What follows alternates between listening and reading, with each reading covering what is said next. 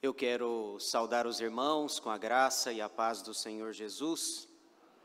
Também quero saudar os irmãos que nos acompanham pela live.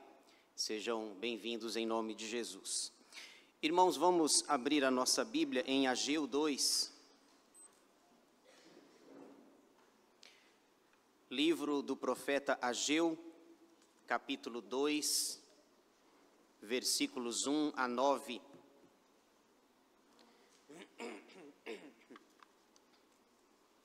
Ageu, capítulo 2, versículos 1 a 9.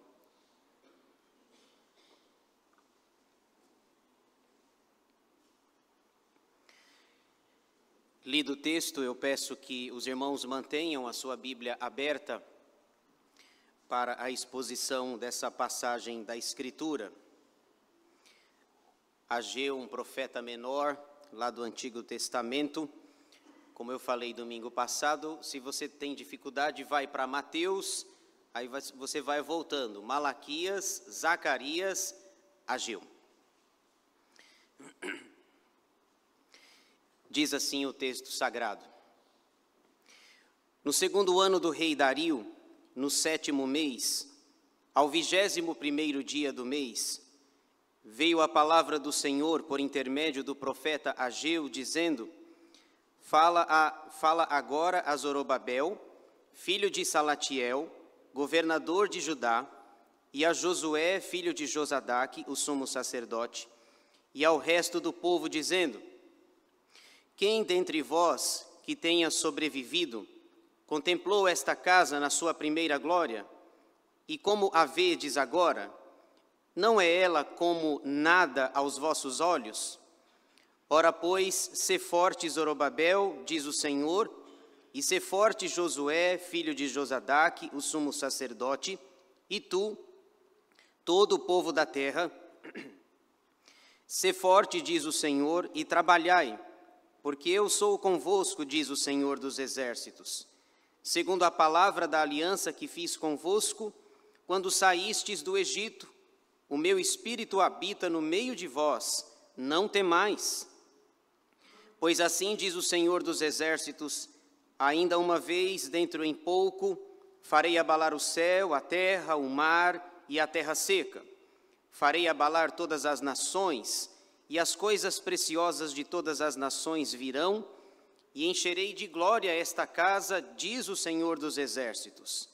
Minha é a prata, meu é o ouro, diz o Senhor dos exércitos.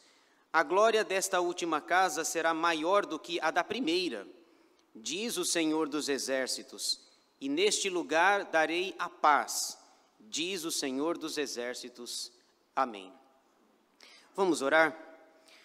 Senhor nosso Deus e nosso Pai, nós queremos te agradecer por esta noite, por este culto, por estarmos aqui juntos, reunidos na tua casa, para louvar, adorar e bendizer o teu nome. Obrigado pelas portas abertas, pela liberdade religiosa, pela liberdade de culto que temos. Obrigado porque o Senhor tem nos dado essa graça, este privilégio. Nós pedimos nesse instante a tua bênção, a tua ação, a iluminação do Espírito Santo para que possamos compreender esta passagem, entendê-la e, acima de tudo, praticá-la para a glória do Senhor. Que não fale eu, mas fale o Espírito Santo, e que eu seja apenas um instrumento santo, vivo, dócil e agradável nas tuas mãos. Abençoa-nos, Senhor. Precisamos de ti, do teu amor, do teu favor, da tua graça e da tua bondade. Alimenta-nos espiritualmente com a tua palavra. Nós precisamos dela.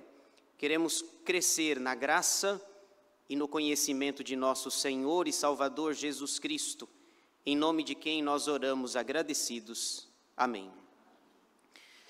Meus irmãos, nessa noite eu quero falar com vocês sobre o chamado de Deus ao trabalho. O chamado de Deus ao trabalho. Na semana passada nós começamos a expor este livro, este pequeno, porém precioso livro do Antigo Testamento, este profeta menor chamado Ageu. Ele é pequenininho, são apenas 2 capítulos, mas com mensagens muito ricas, muito apropriadas e oportunas para os nossos dias, inclusive. É interessante que na nossa Bíblia aparece a profecia em 2 capítulos, mas na verdade, se você observar mais atentamente, você vai ver que o livro ele é feito basicamente de 4 profecias. Se a sociedade bíblica tivesse dividido uma profecia em cada capítulo nós teríamos 4 capítulos, ficaria mais fácil de nós entendermos, mas não é o caso. São 2 capítulos, mas são 4 mensagens. Essa é a ideia da profecia. Eu vou mostrar para vocês. Veja só, semana passada nós falamos a primeira mensagem, mas são 4. Veja aí, eu quero mostrar para vocês o ponto central, aonde começa cada uma das 4 mensagens. Capítulo 1, versículo 1. No 2º ano do rei Dario, no 6º mês, no 1º dia do mês, veio a palavra do Senhor, por intermédio do profeta Ageu, a Zorobabel, filho de Salatiel, governador de Judá, e a Josué, filho de Josadaque, o sumo sacerdote, dizendo... Agora veja, segunda profecia, capítulo 2, versículo 1. No 2º ano do rei Dario, no 7º mês, ao 21º dia do mês, veio a palavra do Senhor por intermédio do profeta Ageu, dizendo, 2 pontos. Terceira profecia, capítulo 2, versículo 10. 2:10. Ao 24º dia do mês 9, no 2º ano do rei Dario, veio a palavra do Senhor por intermédio do profeta Ageu, dizendo, 2 pontos. Quarta profecia, capítulo 2, versículo 20. Veio a palavra do Senhor segunda vez a Ageu, ao 24º dia do mês, dizendo. Então vocês percebem aí, são 2 capítulos, mais 4 profecias distintas, separadas umas das outras. Em cada uma dessas 4 profecias, ele tem um assunto diferente. Nós já tratamos domingo passado a primeira. Semana passada nós falamos sobre o chamado de Deus à reflexão. A ideia de Ageu é fazer com que o povo de Israel, voltando do cativeiro, pudesse pensar, refletir naquilo que estavam fazendo. Então, a palavra-chave da primeira profecia é reflexão. A palavra-chave da segunda profecia é trabalho. A palavra-chave da terceira profecia, que nós vamos ver depois, é santidade. E a palavra-chave da quarta profecia é promessa. Reflexão, trabalho, santidade e promessa. 4 palavras-chave para cada uma dessas 4 profecias. O ano, segundo os estudiosos, é aproximadamente o ano 500 antes de Cristo. Vocês viram aí que tem o 6º mês, o 7º mês e o 9º mês. Situando aqui no nosso calendário, não é o caso, mas só para exemplificar, é como se em 3 meses Ageu recebesse 4 profecias, 4 mensagens. Pegando o calendário nosso, seria mais ou menos assim. No 6º mês, em junho, ele recebeu a primeira, em julho ele recebeu a segunda, e no mês 9 aqui, em setembro, ele recebeu 2. Junho, julho e setembro. Uma em junho, uma em julho e 2 em setembro. Esse é o pano de fundo. Durante 3 meses é o espaço de tempo que nós temos aí, essas 4 pequenas, porém preciosas profecias de Ageu. Na primeira profecia ele diz, olha, reflitam, pensem, como é que está a vida de vocês, reflitam nas prioridades de vocês. Lembram-se? Enquanto vocês estavam construindo casas apaineladas, a casa do Senhor estava em ruínas. Depois, reflitam sobre a disciplina de Deus. Vocês têm plantado muito e colhido pouco, porque vocês não têm refletido e nem dado as prioridades corretas para quem merece, no caso, Deus. Hoje a palavra-chave aqui, versículos 1 a 9, se eu fosse resumir numa palavra, a palavra é trabalho. O chamado de Deus ao trabalho. Agora que vocês refletiram, Agora no capítulo 2, trabalhem. Nós cantamos o hino hoje 315, não é isso? Vamos nós trabalhar, somos servos de Deus. O hino foi escolhido de propósito, a dedo, para que encaixasse aqui na profecia de Ageu 2, versículo 9. Sobre trabalho, Ageu vai nos ensinar aqui duas verdades importantes. E diga-se de passagem que é trabalho na obra do Senhor. Um trabalho espiritual que eles deveriam fazer. Não apenas um trabalho secular lá fora, mas um trabalho relacionado à obra do Senhor. Ageu é um profeta pós-exílio. Ele profetizou depois do cativeiro babilônico. Em 586, Nabucodonosor veio, destruiu a cidade, queimou a cidade e destruiu o templo de Jerusalém, 586. Jeremias estava lá, ele foi a última voz profética, ele viu a destruição de todas as coisas, e lá em Lamentações ele chora, capítulo 1, versículo 1, ele diz: como já solitária a cidade outrora populosa, e chora de dia, e chora de noite, porque ele viu a cena da destruição. Eles passam 70 anos no cativeiro, isso está em Jeremias 25, 10 e 29, 10, 70 anos de cativeiro babilônico, eles voltaram depois dos 70 anos, Deus mostrou a sua misericórdia na vida deles, trouxe o povo de volta, com uma missão, reconstruir o templo, símbolo da religiosidade, símbolo da espiritualidade do povo da antiga aliança. Eles voltaram para reconstruir, depois dos 70 anos. E quem nos informa algo paralelo é Esdras. Lá no livro de Esdras, você percebe que o sacerdote Esdras também fala sobre esse momento. O povo deveria reconstruir o templo e Esdras seria uma espécie de pastor daquela época. Esdras 7:10, por exemplo, nós temos o versículo principal lá do livro, quando diz que Esdras inclinou seu coração para buscar a lei do Senhor, para cumpri-la e para ensiná-la. Esdras 7:10. Lá em Esdras 3:9, ele mostra essa mesma cena que eu quero ler para vocês. Esdras 3:10 diz assim: no segundo ano da sua vinda à casa de Deus em Jerusalém, no segundo mês, Zorobabel, filho de Sealtiel, e Jesua, filho de Josadaque, e os outros seus irmãos, sacerdotes e levitas, e todos os que vieram do cativeiro a Jerusalém, começaram a obra na casa do Senhor e constituíram levitas da idade de 20 anos para cima, para a superintenderem. Todo mundo voltou animado, mas aí começam as dificuldades, as oposições, as autoridades se levantando contra. Você se lembra, por exemplo, quando na época de Neemias, para reconstruir os muros caídos e destruídos, os inimigos se levantam, os muros foram reconstruídos em 52 dias, e os inimigos olham para aquele muro e falam assim: se uma raposa encostar nesses muros, eles vão cair. Eu falei: nossa, que muro mole é esse, né?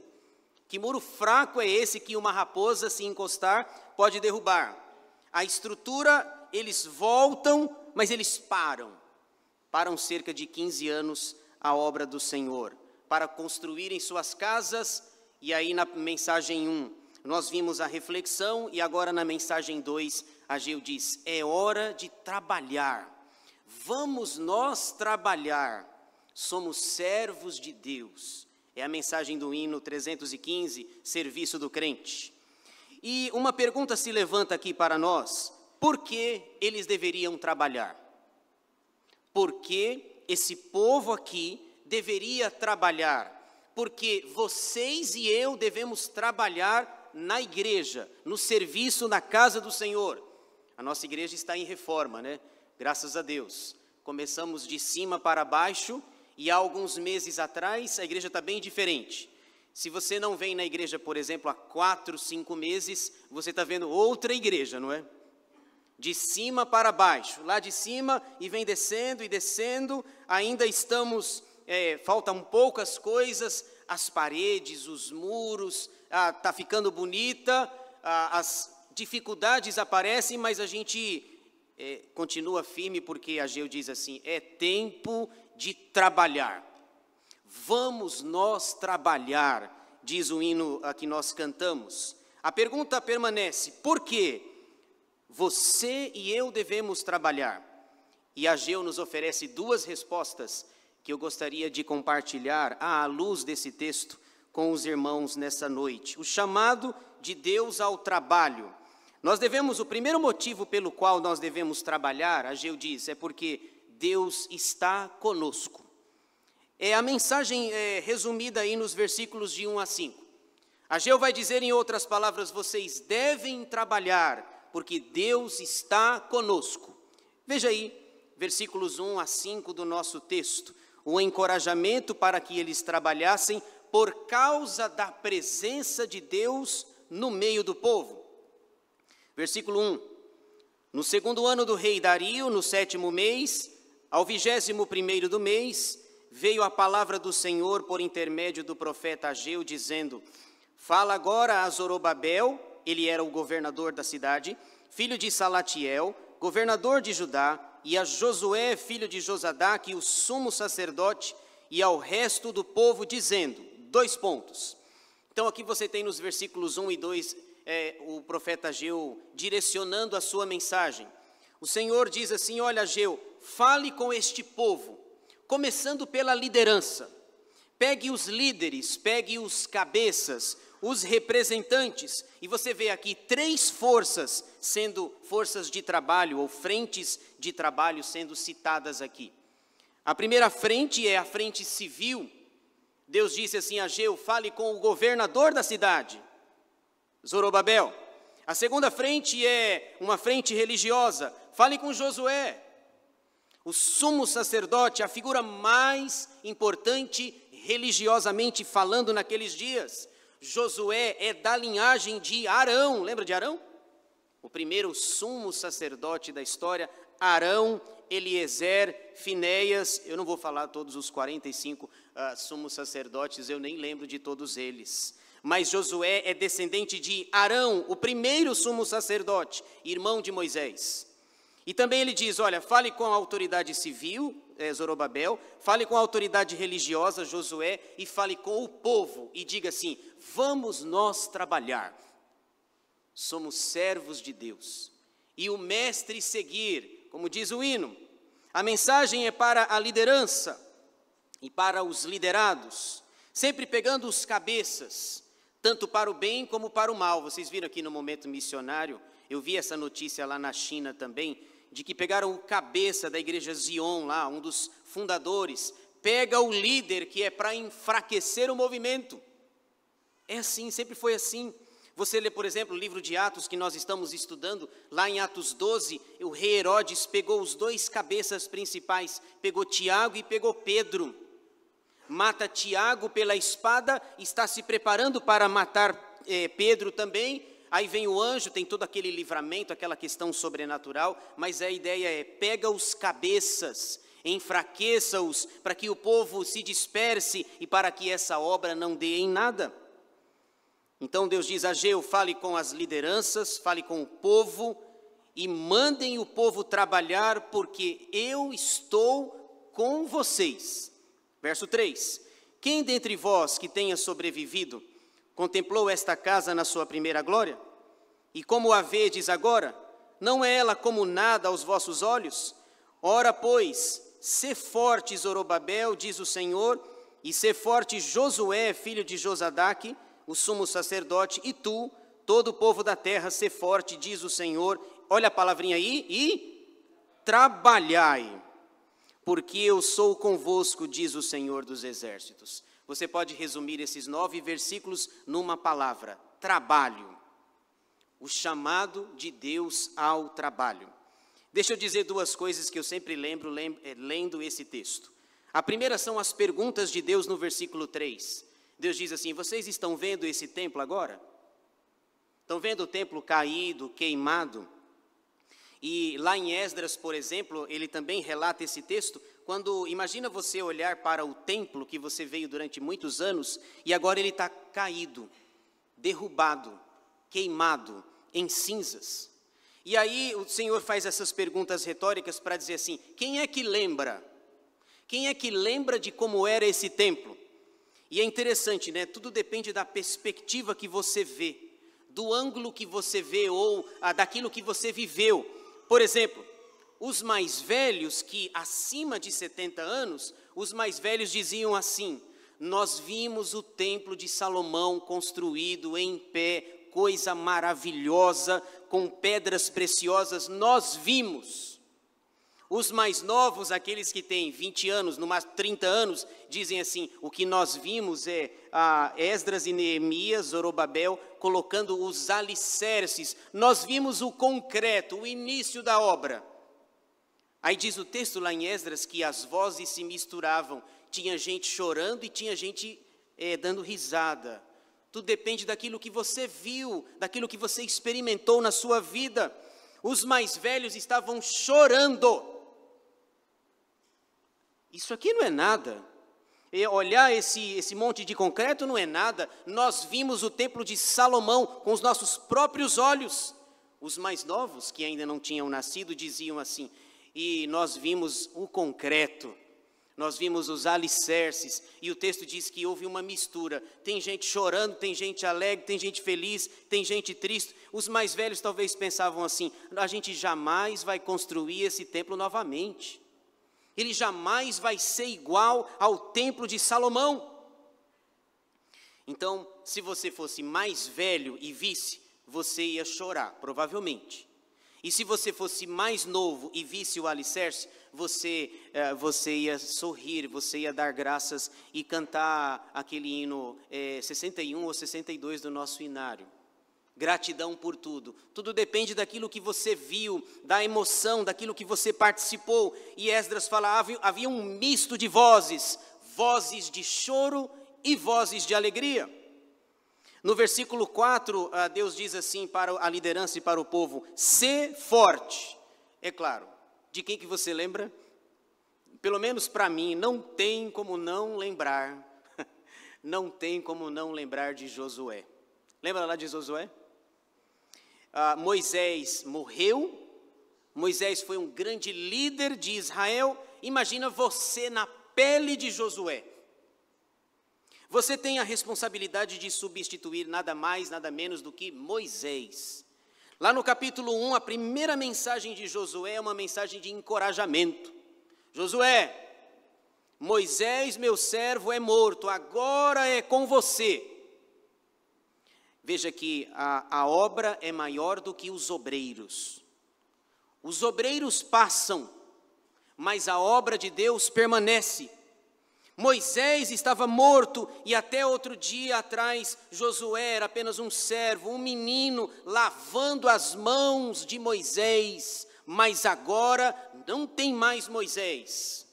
Agora é Josué e lá em Josué 1, 6 e 9, claro que você conhece de cor, as palavras lá são idênticas aqui. Séculos se passaram, mas a exortação é a mesma. Sê forte e corajoso, porque tu farás este povo herdar a terra que sob juramento prometera dar a seus pais. Não te mandei eu?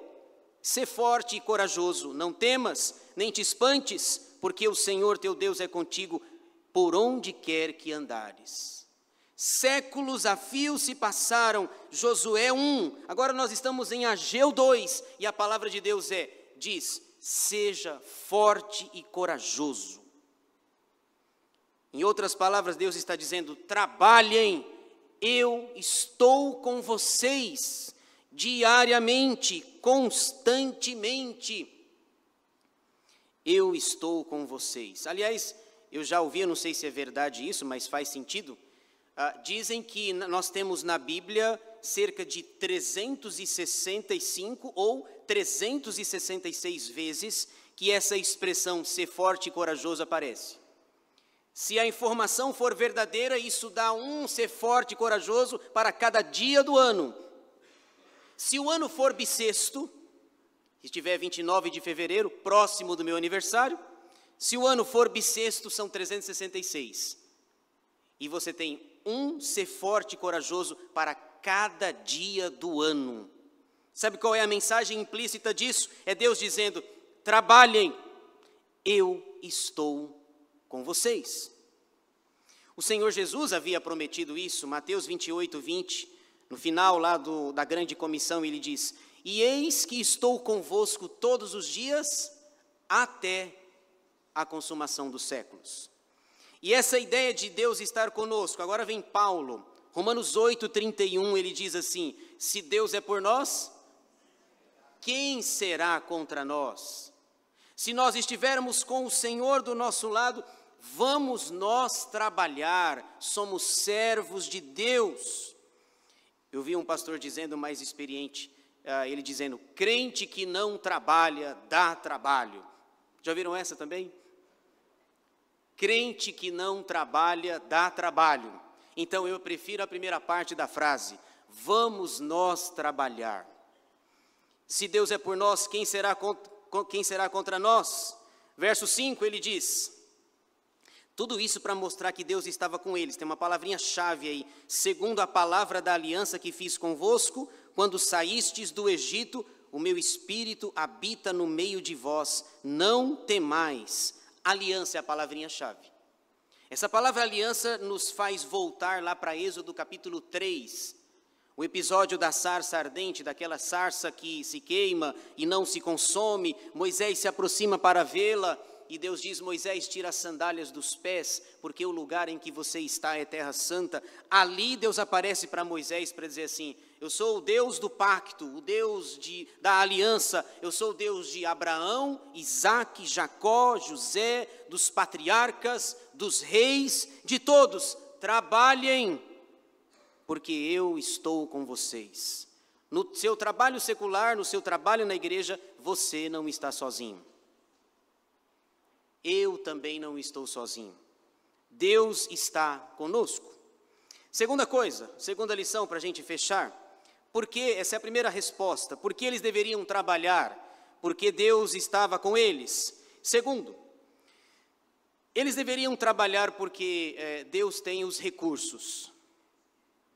Deus tem os recursos, é isso daí. Trabalhem porque eu estou com vocês e trabalhem porque eu tenho os recursos. Aliás, alguém já disse que o maior capital da igreja não é o dinheiro, o maior capital da igreja é a fé.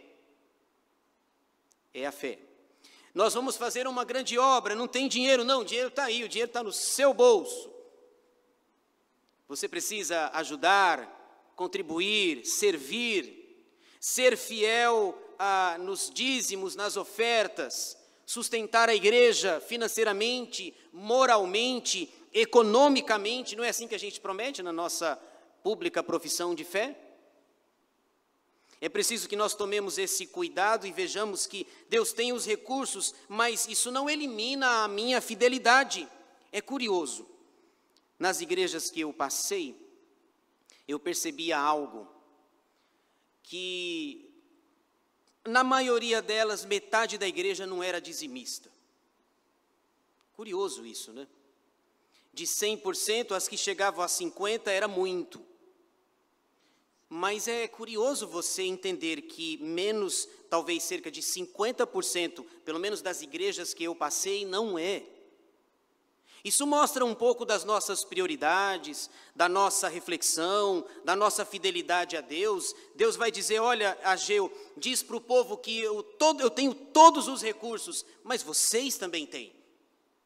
É preciso que nós sejamos fiéis, sustentando a igreja moralmente, financeiramente, espiritualmente. A gente vem aqui, uns morrendo de vergonha, mas a vergonha que a gente vai passar aqui é a menor de todas. O que importa é o meu dia a dia, a minha fidelidade com Deus, se de fato eu vou honrar aquilo que eu estou dizendo aqui. Porque a gente vai esquecer, mas Deus não se esquece dos votos que nós fazemos publicamente diante dele e diante da sua igreja. Veja só, para a gente fechar, versículos 6 a 9, Deus vai dizer assim: Ageu fala para eles que eu tenho todos os recursos. Veja aí, verso 6, pois assim diz o Senhor dos Exércitos, ainda uma vez, dentro em pouco, farei abalar o céu, a terra, o mar e a terra seca. Farei abalar todas as nações e as coisas preciosas de todas as nações virão. e encherei de glória esta casa, diz o Senhor dos Exércitos. É Deus mostrando quem é que governa o mundo, quem é Senhor sobre todas as coisas. Não são os reis da Pérsia.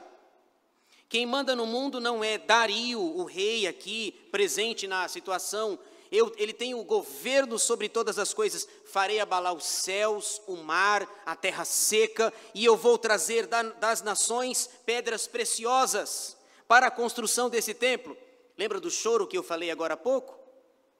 Gente chorando de alegria, porque viram os alicerces sendo construídos, e gente chorando de tristeza, porque viram o templo de Salomão. E Deus então mexe no império medo-persa, e o povo, ao voltar, eles trazem os recursos necessários. O povo não tinha, mas as nações tinham, e eles trazem pedras preciosas para a reconstrução do templo, da cidade, da vida e da religiosidade judaica. Lembra, por exemplo, quando o povo saiu lá de Israel? Depois que vem a 10ª praga, depois que se comemora a Páscoa, Deus diz assim, manda o povo sair depressa, sai à meia-noite e vai falando com o vizinho e vai falando. Vocês lembram que o texto lá diz que eles saíram com muita coisa? Muitos bens, vai pedindo para o vizinho, vai fazendo isso. Eu sempre, quando eu leio aquele texto, falo assim, é Deus dizendo, olha, vocês vão embora depois de Êxodo 12:40 diz que eles ficaram 430 anos e agora estão indo embora e estão recebendo o fundo de garantia. Não tinha, né? Por tempo de serviço. 430 anos servindo no Egito, e Deus diz, saiam depressa, falem com todos, e eles saem com muitas riquezas, a ponto de, em Êxodo 32, eles construírem um bezerro de ouro. Para construir um bezerro de ouro, você precisa ter o quê? Ouro. É Deus dizendo, Deus já disse que é o Deus da aliança, lá em Êxodo 3, depois o povo sai em Êxodo 12, depois tem o bezerro de ouro em Êxodo 32, Deus diz assim, Ageu, diga para o povo que eu tenho todos os recursos, que eu tenho todo o dinheiro, todas as pedras preciosas, eu vou transformar esse choro aí, choro de alegria, choro de tristeza, e eu vou dar um choro correto. Como eu brinco às vezes, aí eu choro, diante daquilo que Deus pode fazer na nossa vida e na nossa caminhada cristã. Eu vou encher de glória esta casa. Verso 8. Minha é a prata, meu é o ouro, diz o Senhor dos Exércitos. Perceberam? Deus diz assim, o ouro do mundo inteiro é meu. A prata do mundo inteiro é minha. Já viram já em para-choque de caminhão aquela frase assim, curiosa, né? Que diz assim, eu não sou dono do mundo, mas sou filho do dono. Não sou dono do mundo, mas eu sou filho do dono. O dinheiro pode não estar na minha mão, eu não tenho riquezas, não tenho posses, mas Deus diz assim, Ageu, fale para o povo que eu tenho, todo o ouro é meu, toda a prata é minha, e quem manda no mundo não é Dario. Quem manda no mundo não é Donald Trump, apesar de querer.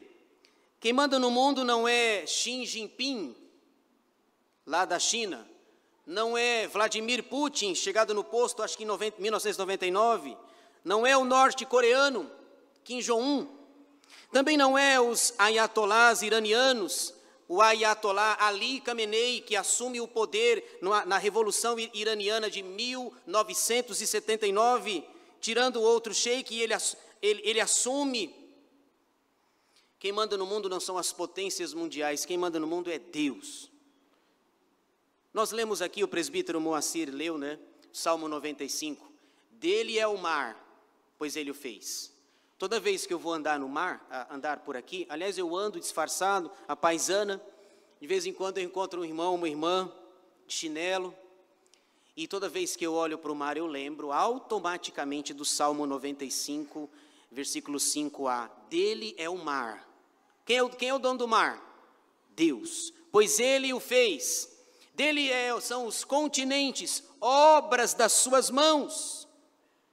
Deus diz a Ageu, diga para o povo que eu tenho todos os recursos, e eu posso abençoar vocês e trazer pedras preciosas, e vocês podem reerguer este templo, reconstruí-lo e estabelecer novamente o culto, segundo a minha vontade, segundo a minha aliança.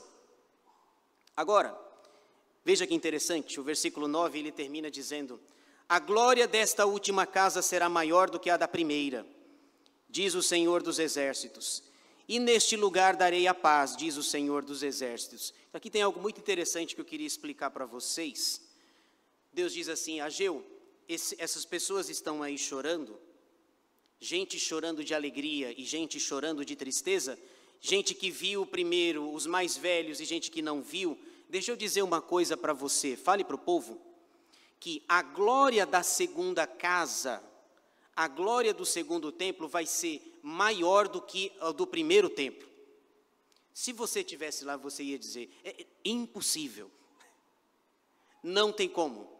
Como que o segundo templo vai ser mais importante do que o primeiro? Salomão tinha muito dinheiro. Nos dias de Salomão, por exemplo, a prata não tinha nenhum valor. Aí você ouvindo mas eu estou vendo os alicerces aqui, a gente vai construir um templo mais discreto, mais bonitinho, né? Um templo bonitinho aqui. Talvez você e eu disséssemos, o que foi que Deus falou, Ageu? Que o segundo templo vai ser maior, mais glorioso, mais extraordinário do que o primeiro. Não tem condição. Maior do que o de Salomão? E a resposta, sabe por quê? Por que o segundo templo seria maior e mais bonito? Porque no segundo templo, Jesus entrou nele. Espetacular. Deus diz: Ageu, fale para o povo aí que está chorando, com vozes diferentes, vozes de alegria e vozes de choro, que eles acham impossível fazer tudo isso. Diga que o segundo vai ser maior que o primeiro, porque no segundo, Jesus vai entrar nele. E Jesus é maior do que Salomão, muito maior do que Salomão. Tem outro detalhe aqui no texto. Apesar de não aparecer o nome de Jesus aí, ele vai entrar no templo, e Deus diz assim: olha, neste lugar darei a paz, paz, shalom, em hebraico, a palavra shalom, paz. Você lembra de alguém? O príncipe da paz. Isaías 9, Jesus é o príncipe da paz. Em João 14, 27, Jesus disse assim: deixo-vos a paz, a minha paz vos dou, não vou-la dou como a dá o mundo. O mundo, a gente assiste aí nos televisão, a gente fala na terça-feira, na reunião de oração, acabou a guerra lá de Israel e Palestina. Beleza, Sandra, tira do boletim. Quinta-feira tem reunião de oração, voltou a guerra de Israel e Palestina. Sandra, põe no boletim. Mas durou 2 dias. Vocês viram? É uma paz de caneta. É uma paz pouco duradoura. É uma paz até alguém atirar a primeira bomba, dar o primeiro tiro. E aí volta todas aquelas confusões. E aí Deus diz assim: olha, vai ter alguém que é maior do que Salomão, Jesus vai entrar nele, a paz, o príncipe da paz, aquele que pode dar a paz verdadeira, Jesus. E isso se cumpre lá no Novo Testamento. Lá em Marcos 13, versículo 1, Jesus um dia foi visitar o templo. O templo construído por Salomão, reconstruído por Zorobabel, restaurado pelo rei Herodes. E um belo dia Jesus vai visitar esse templo do jeito que Deus falou que ia acontecer 500 anos antes. Marcos 13, 1, a profecia aqui se cumpre e diz: ao sair Jesus do templo, disse-lhe um de seus discípulos: mestre, que pedras, que construções. Olha, observem a expressão, que pedras. As pedras lá do versículo 7, e as coisas preciosas de todas as nações virão. Nesse segundo templo vai ser melhor, porque Jesus, o príncipe da paz, vai entrar nele. Por que que você deve trabalhar na casa do Senhor? Porque ele tem os recursos. O capital da igreja não é a conta, não é o dinheiro necessariamente que a igreja tem lá. O capital da igreja é a fé, é a certeza no nosso coração de que Deus está conosco, de que Ele tem todos os recursos para nos suprir, para nos abençoar. E graças a Deus nós temos uma igreja boa, grande, com boas condições financeiras, mas a gente não pode se apegar nisso, a gente deve se apegar ao Deus que está conosco, com ou sem dinheiro, e que Ele tem todos os recursos na sua mão para nos abençoar. Deus nos chama ao trabalho. Por que nós devemos trabalhar? Porque Deus está conosco. Segundo, porque Ele tem os recursos.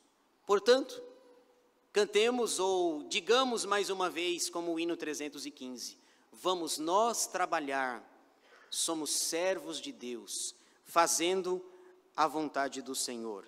Vamos nós trabalhar. Que Deus nos abençoe.